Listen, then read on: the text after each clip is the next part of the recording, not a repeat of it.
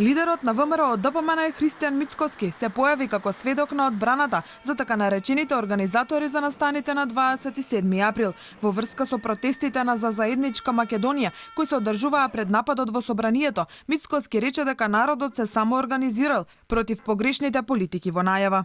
Тоа што го кажа во судот, а вие сега го цитиравте, дека народот тој ден, а и не само тој ден, туку и неделите претходно, месеците претходно се самоорганизираше, односно бројката варираше од неколку стотини во некои денови до неколку илјади во други денови. Дел од тие протести кога можев бев јас, зошто? Затоа што протестиравме против погрешните политики во најава кои што тогаш беа актуелни во државата и ценам дека на тој начин е демократско право на секој граѓанин во една демократска држава да изрази револт против определени политички девијантни однесувања на определени политички структури и политички партии. Во случајот тоа беше СДСМ и сето она кое што во тој период СДСМ го најавуваше доколку е партија која што ќе ја формира владата.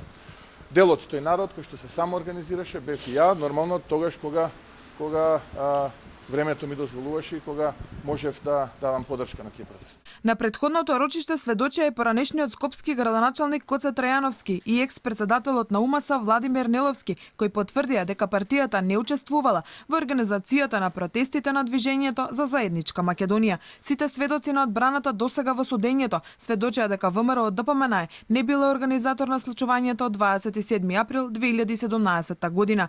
Вештачењето на одбраната покажа дека Александар Василевски Нинџа сведочал лажно за организаторите на 27 април. Вештакот Мирослав Котевски пред судот рече дека Нинџа не бил во штабот на ВМРО ДПМН околу 18 часот како што тој сведочеше. Анализите од вештачењето на телефонот на Нинџа кои беа презентирани покажаа оти тој се појавил во ВМРО ДПМН после 22 часот. Во случајот обвинети се поранешните министри Милијана Киевски и Спиро Ристовски, поранешниот председател на собранието Трајко Велјановски и поранешниот директор на УБК Владимир Атанасовски.